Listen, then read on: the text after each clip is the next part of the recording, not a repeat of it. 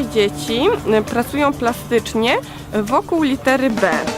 Wszystko, co robią, jest związane właśnie z tą literą. Malują zarówno i swoje bycie, również skupiają się na swoim życiu, otoczeniu.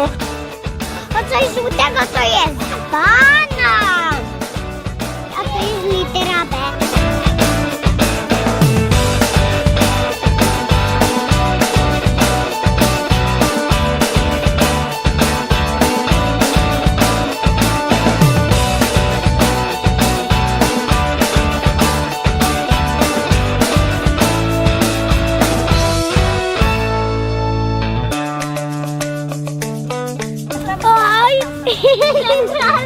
Nic się nie stało.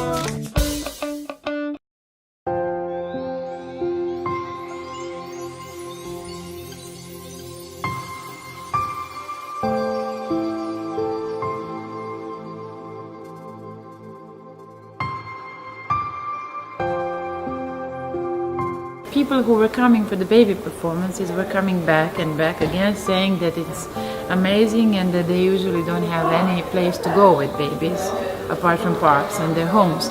So that made me think about making an installation and a project which can be accessible during many days in like regularly, possibly if every month, where people can come with the babies and really spend time longer during the day if they have 2 or 3 hours without being disturbed.